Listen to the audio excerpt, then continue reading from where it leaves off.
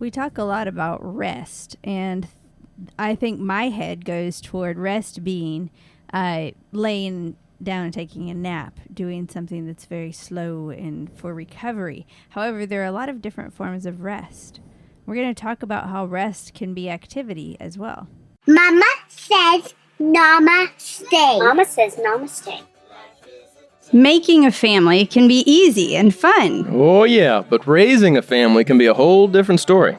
From spouses to kids to the crazy daily grind, life often directs us away from connection and more into reactive chaos. If you're tired of that cycle and are seeking something beyond the picket fence blues, this is the show for you. I'm Ashley. And I'm Nathan. And we're here to take you from chaos to clarity by bringing awareness and intention into your home, not waiting for one day, and highlighting how the uniqueness in each of us strengthens all of us. Take a deep breath in and let's start a brand new day. With Mama Says Namaste. All right, so I oftentimes get inspired by different motivational statements and things like that on Instagram. I don't do TikTok. I don't know, whatever. You keep other it real. ones. I'm not on Reddit. I don't look at other places, but I do do my Instagram reels, and I share a lot on my stories, and this is on our personal Instagram page, but I'll share our stories, or I'll share in the stories different things that I'm inspired by. And that's about the extent of my social media sharing. So there's not a whole lot beyond that. But I oftentimes do get inspired by different things that end up being a great conversation for Nathan and I to dig deeper. And so I recently stumbled on one and I loved it. And it was on the topic of rest. And the thing that I first saw was just rest is more than napping on the sofa.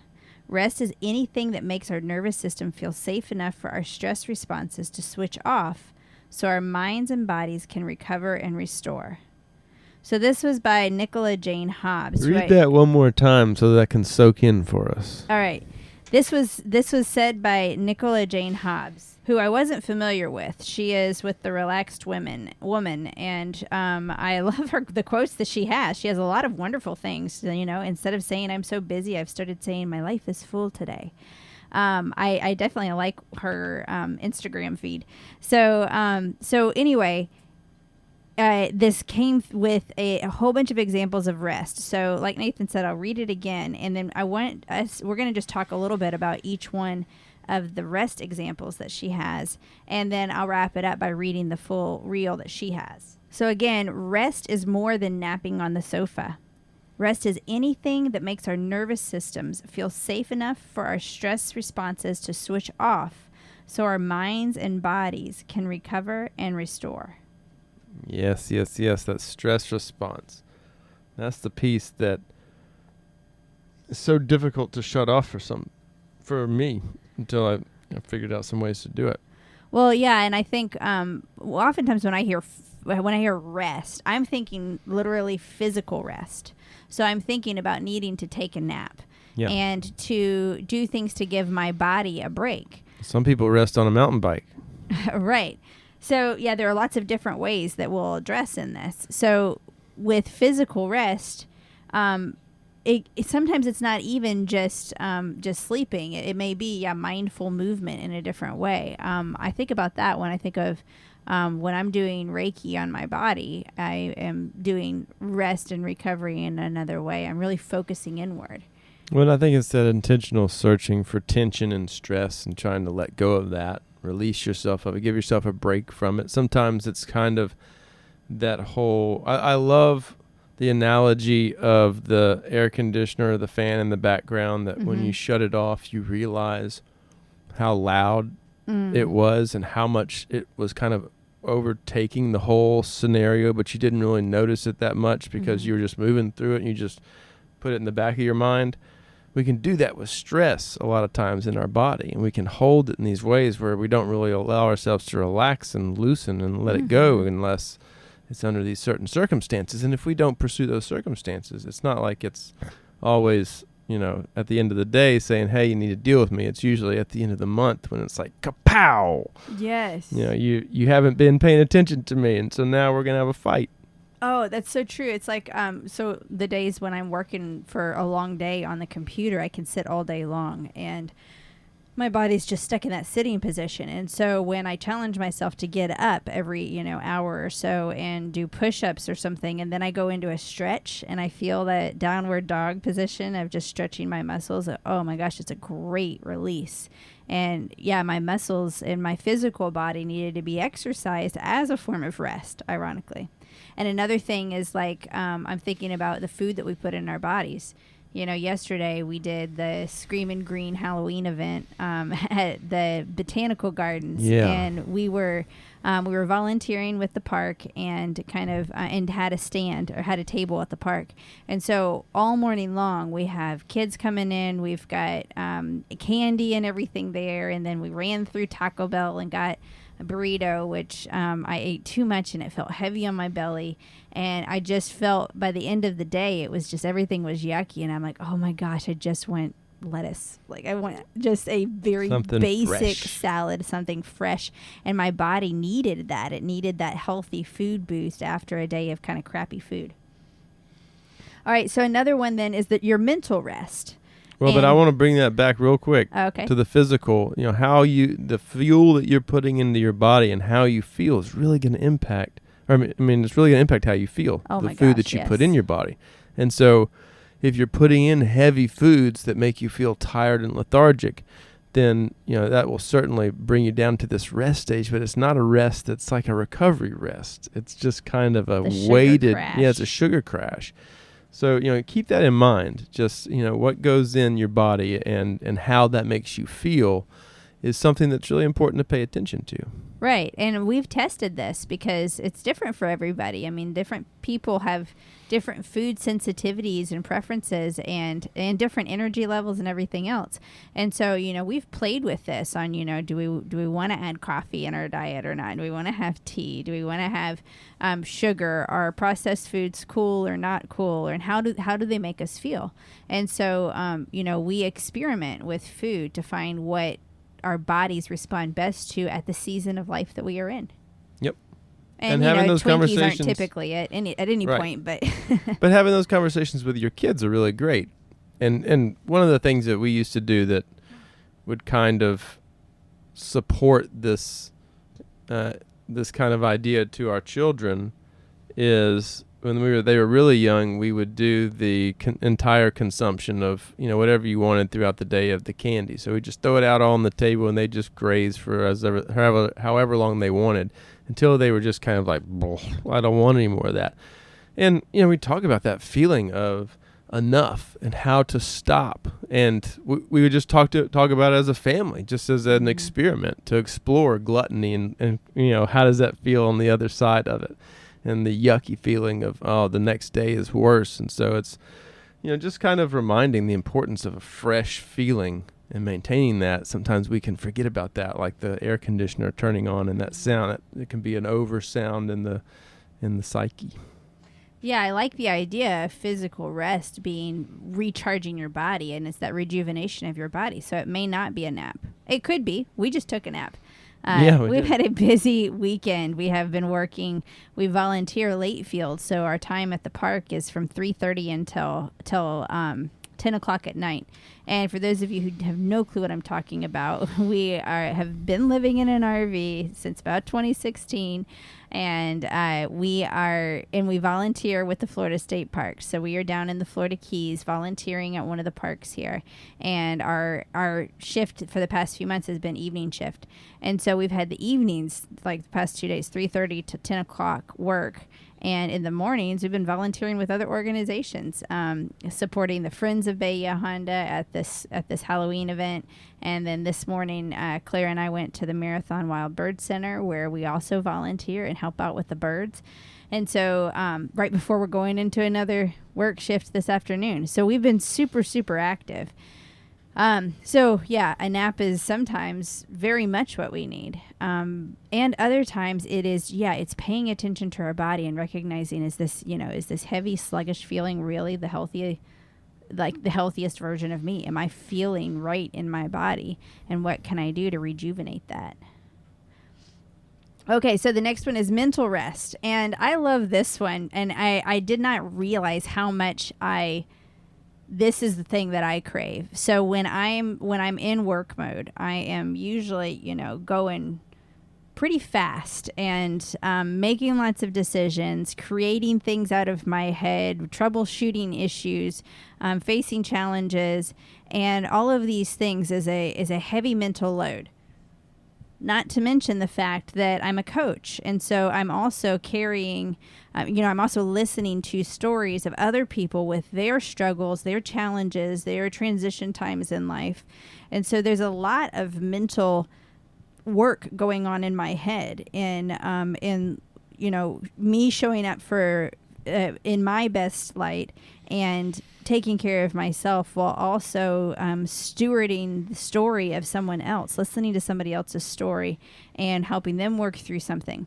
So there's a lot of mental activity, and I have, and Nathan, you've teased me about, always wanting to have a project, and yet bone to chew on. Yet most of my projects that I really take off on are projects that require no thinking. Right. I say no thinking. Sometimes it's building out creativity. It may be baking and doing some, making something with the girls. And I love creating and kind of figuring something out like that in the kitchen. Right. And so it may be something like that, but oftentimes I love doing the made for you crafts where it's simple and it's easy. And yes, I can draw and I can paint and I can do things out of my own head, and sometimes I absolutely love that. But I kind of, for a while in 2020, it was like cross stitch was my thing. I needed to focus on something and really zone into what I was doing and get my mind off other things. And so my mind was on counting for cross stitch. And then I got to a point where I'm like, oh my gosh, I don't want to count. I just want something I don't have to think about. Like, give me something that's stamped on there. So I just follow the lines. And I've done quite a few of these just follow the lines type of crafts, and I love it. It's just, I don't have to, I'm not shut off from the family. I can engage in conversation because it's kind of mindless work that I'm doing. But I'm busy with my hands and I'm doing something and I'm creating something fun just for the fun of it. I love that. It's funny. I was listening to Alan Watts this morning, and he was saying that when you kind of tool down humanity and dilute it down to its purest form as to what humans like to do, if you look at it globally, typically if there's, if our needs are met and there's really nothing else to do, we like our idea of rest is to get together and do things repetitively. So it's like beating on a drum or counting out stitches, because that's one of the things he was like. Crocheting is an example of that. Things like that are an controlled, repetitive environment that you're doing it with or around other people. That is some kind of like this methodical kind of trance that we get ourselves into, and it's relaxing for us. It turns the brain down and off, kind of gives it something to chew on, so that you can not have to worry about the day's problems. Mm-hmm. Yeah, I mean, another thing is like getting out and working in nature. That's part of why we love in the garden. Yeah, that's why we love volunteering so much. I mean, we'll get lost in projects and doing things where we're just doing it, for you and I do. Our kids are like, come on, we're done with this repetitive weeding. They stuff. do get proud of their weeding accomplishments afterward. But yeah, they do. I tend to go a little bit longer than what they want to go. You want to count a little longer, which is fine. But just keep that in mind, as you're looking for ways to relax. It may be finding something that is systematic and methodical that you can do to help you kind of get into it. Because I remember when I first started understanding relaxation, and it wasn't until we left for vacation for a month, and I had never allowed myself to stop for a month, and I got to 2 weeks and realized there was still like this intensity of like, well, I'm going to have to get back and do all this stuff. It's waiting for me. And I realized, no, it's not. I got 2 more weeks. And so I was I finally was able to kind of break through to this place of true relaxation and rest and just allow myself to enjoy myself. And And so that's an important thing to explore for yourself. Don't discount the value of that. Mm-hmm. All right, the next one is emotional rest. And emotional rest is letting it out. I mean, it's a healthy emotional expression. So it's not bottling things in or denying that things are going on. It's being real with where things are. I mean, this kind of goes to our Fierce Conversations episode a few episodes back, and interrogate reality. Sometimes the emotional rest is finally admitting it, facing what's going on right now and how you feel about it. I mean, is that, what's going on right now is wonderful and I feel joy and I'm sitting and I'm experiencing that release of joy. Or maybe it's, I'm really unhappy and I don't want to continue this, and it's grief and it's sadness and it's tears, and you're releasing that. There is a huge release that happens when we get present with our emotions in that moment. Yeah. I mean, being able to give yourself an emotional form of relaxation. I mean, I never really knew this until, like, after my parents' divorce, and I was kind of searching for a way to kind of handle and deal with all the feelings of that I was feeling. I realized that, I had to give myself that love and affection that I so desired, and started just imagining myself as a child and hugging myself and loving myself and saying it's going to be okay, and we'll get through all of this. This is it's not the end of the world, and just giving yourself that emotional reprieve to be yourself and be genuine is very, very healthy, because if in personality profiles, if somebody is trying to be all things to all people in an environment that they feel like they have to hold up and it doesn't work unless they're there, are they a happy person typically? No, I mean you can say, well, and that's where we don't give ourselves enough credit. I mean, we can sense the energy of someone. Have you ever had those moments where as soon as someone enters in a room, there's a shift and there's this feeling that comes over you, good or bad? You get a sense of somebody. I mean, we carry our energies with us, and so while we may say something, the energy around us may betray the truth of what we may be, bottling, what may be bubbling right below the surface. Right, and again, going back to Alan Watts, I was listening to his interpretation of the human body, which you guys hate the image on my phone. You know what it is? Oh my gosh, yes. The image on Nathan's phone is a little startling to look down at, because it is the human nervous system. Well, the kids don't touch my phone anymore, which is nice. It's just the human nervous system. But it's the dissected, laid out human nervous system. And, what Alan was saying is you have to understand that every single nerve that you have is kind of like an eye into the outside world. It tells you that there's air blowing gently on your fingertips, whether you notice it or not or give it attention. Your eyes are taking in the light and the light waves and converting it to images for you. Really, your brain's doing all that. And so he's just talking about how we are, this nervous system and this whole body is like a little 1,000 little eyes that are all interpreting the world. And what you see in the world that you're experiencing is the interpretation of those eyes. It's how you're feeling, usually from the inside. That's a kind of a reflection of all that. So it's just an interesting idea that goes along with that, the importance of having your emotional state in a calm place, or knowing what that feels like even. Yeah. All right, the next one then is social rest. And social rest is, getting that social affirmation. I mean, we are not by nature solitary animals. I mean, we are a species where we have, we've done research where there is an impact on whether or not a child will thrive based on just the love and the nurturing and the human interaction. And so having social rest sometimes can be solitude and needing to take a break. I know this for sure. Whenever we would do a big rally with all the other RVers, it was like family camp for a week. But usually by the fourth or fifth day, I was taking a hideout in the house for a little bit in the afternoons, just away from everybody, just to kind of hide out and recharge. And I that's where I'd sit and scroll on my Instagram reels. I'd look on Instagram, or I'd read a book, or I'd stretch, or do something that did not engage with anyone else because I needed the social rest. Right.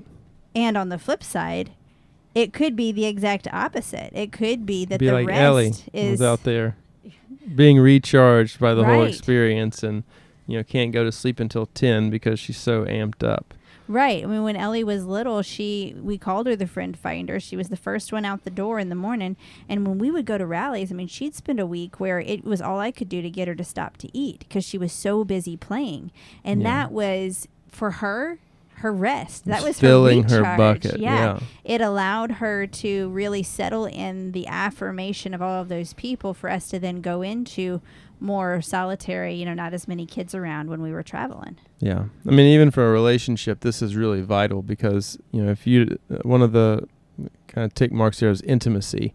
And if you're not making time to have that intimate reconnection, then, it's never going to, as I say, it's never going to happen. Usually it's going to happen however many times you can count that you've had that intimate connection within the last month or year or whatever.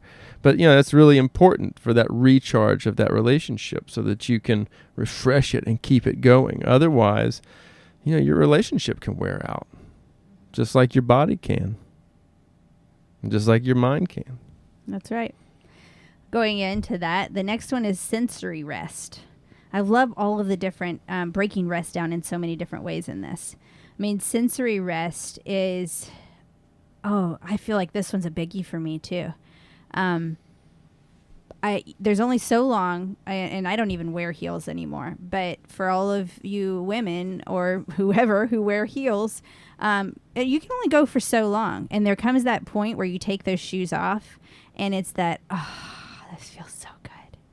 Or you're in that really uncomfortable outfit and it's scratchy or it's tight or it's constricting, and it's the release of it. I remember back when pantyhose were a thing, like taking pantyhose and heels off. I'm telling you, that's a really, really good exercise and sensory rest. Now I go, why the heck did I put it on to begin with? So I don't even wear them now. But at one point that was a great release. And so comfortable clothing is such a recharge for me, to put on my most comfy, cozy outfits. We get back after a day of work and I take a shower and then get up and put on my comfy yoga pants that are really soft and they're loose and not super tight and just, they're so perfect.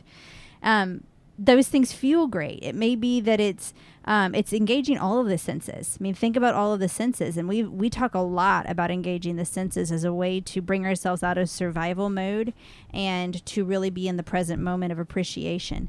And so think about lighting a candle or baking that wonderful meal or something where you have those senses that give you a recharge. It could be something that you're listening to. I mean, my mom always played classical music in the background. She still does. She always has soft music playing in the background. In our house, oftentimes we're playing Michael Franti Station. That's a favorite for our family. And so sensory rest can be silence. It can be the opposite of that. It can be looking at just all of those different senses that you have and what you can do that just gives you that sigh of relief. Yeah. It's really what I'm looking for. Yeah, that comfort where your body can just be yourself. All right, the next one is spiritual rest. And spiritual rest is reconnecting to that spiritual side. What is it? I talked before about how I do Reiki. And so I'll do Reiki energy work in the shower where I'll just focus on myself and looking inward and kind of connecting to myself and the higher energy beyond me. And so it may be that. It may be doing, I know yoga has been a great recharge for me. I think of spiritual rest, and I think about last night, us being out, and we were working, and right after we were working, we were out at the bathhouses or the bathrooms up at the beach, and I just finished, cleaning everything up, and the breeze was blowing, and I stop and I look out over the ocean to this just epic full moon. Mm-hmm. and just and closing my eyes and just moon bathing, just sitting there with the moon and just, connecting to all of the beautiful universe that we are a part of. And that is a spiritual moment for me. That's often a spiritual moment for our whole family, is being out in nature. Yes. In so many different ways. We so view nature as our church. Yeah. As our recharge. And so it's important to give yourself that experience. It's easy to get busy and forget about those little pieces that are, need to be nurtured. Right. The next one's creative rest. And these often can go hand in hand. My mental and creative rest go together when I'm baking a cake with Juliet and we're creating and I'm following her lead. And then all of a sudden I get a creative spark and I'm like, ooh, let's do this and let's do this. And we have fun doing cake decorating. It's building a fort. Yeah. It's doing just something that doesn't have to be, it's not necessary. It's just for the fun of it. Right. It's just for the play. There's no purpose to it. It's right. Purposeless activity. And, that's, Americans don't do enough of that. A lot of times everything has to have a reason and a purpose. We have to justify every little thing that we do when just for the joy of it. For a long time, I had henna, and I'm wanting to get back in it. I want to get some henna again. And, we spent a lot of time just hanging out outside and just doodling henna on each other. Yeah. We were always covered in henna tattoos, and it was just fun. We just think up new things to create, and everybody drew on each other. We all looked like we had dirty birthmarks on our arms for months. Yeah. The next one then is playful rest. And this is, again, these kind of fall into each other. Creative rest and playful rest. Playful rest is anything fun and unproductive. So, we watch a movie together as a family. We play a board game. We do puzzles. We build a fort. We build a fort. Yeah. I didn't read it. It's being creative. It's doing any of that stuff. So it's looking for fun ways to recharge and just play and bring that child aspect back. And that's a biggie for a lot of people. It is. Where they're so much in serious mode or work mode or adult mode. I can think of a lot of modes that don't include play. And and it's a beautiful thing to look at again. And so often when adults get that opportunity to have kind of a childlike play opportunity where it's just innocent fun, they talk about afterwards like, oh my gosh, I haven't done that in so long. It was awesome. It's one of my favorite questions to ask a dude that waltzes up and introduces himself, and we're hanging out and there's a nice lull in the conversation, and I ask, so what do you do for fun? And it's shocking how deer in headlights. It gets more often than not. That's the response. And they really have to dig and think about it.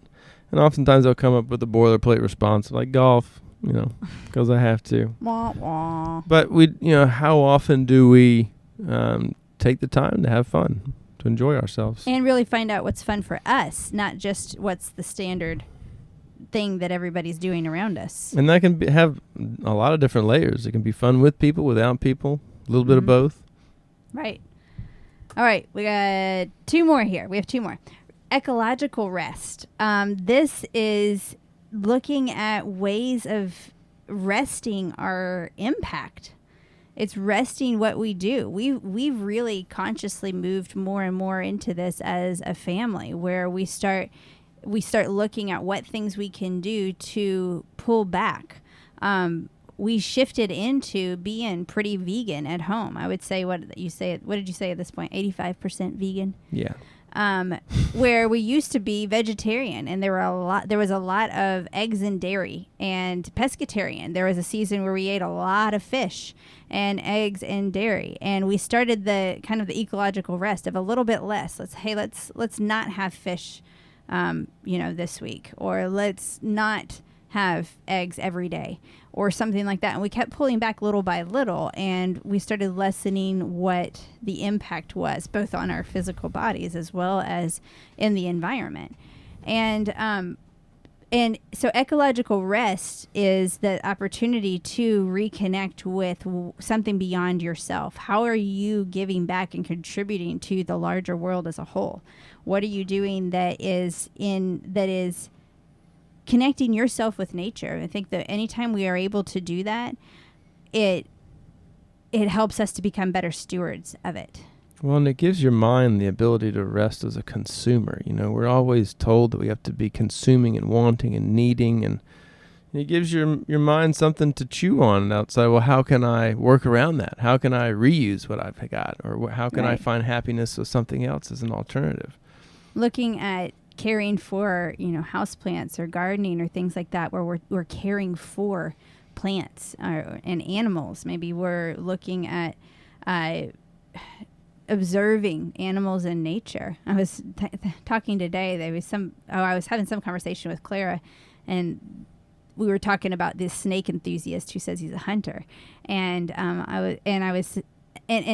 sometimes for us there's a little bit of a disconnect of like respecting and loving nature yet being okay with killing it. And so we were just talking about that, and then I said, but then hunter can mean different things too. I'd say we're animal hunters. We hunt for animals to observe them and learn about them. All right. Very different connotation, but but we are looking for ways to reconnect with nature when it comes to ecological rest, and how we can give back to that which gives so much to us. And then the last one is altruistic rest, and that's any kind of giving without expecting anything in return. So this is with our own species. How are we doing that?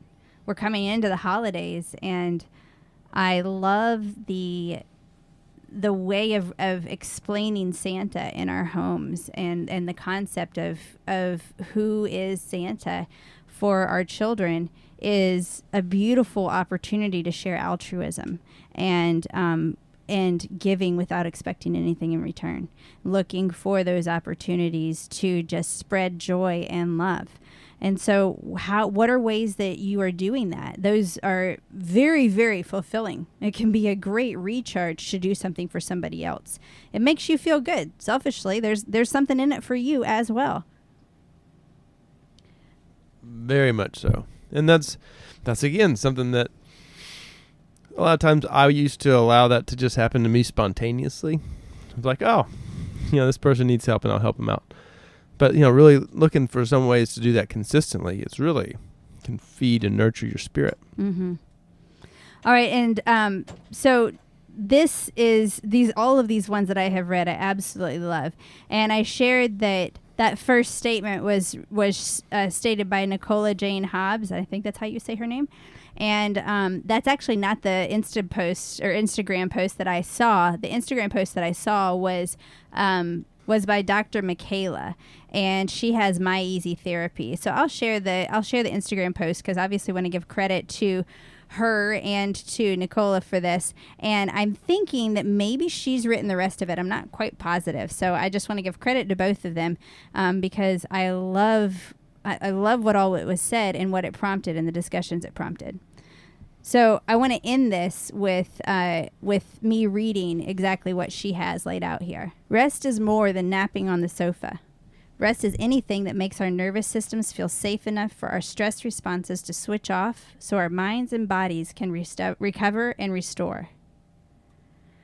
Physical rest is sleep, stretching, nourishing food, mindful movement.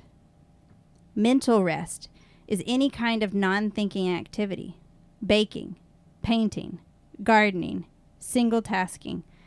Emotional rest is crying, journaling, therapy, healthy emotional expression, sharing rather than suppressing. Social rest is hugs, solitude, intimacy, community, activism, employee resource groups. Sensory rest is silence, relaxing music, soothing scents, loose clothing, cozy socks, pleasurable touch.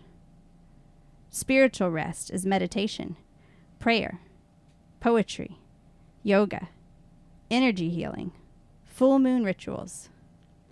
Creative rest is drawing, pom-pom making, cake decorating, fantasy novels, trying a new recipe. Playful rest is anything fun and unproductive, watching a rom-com, playing a board game, doing a puzzle, building a fort.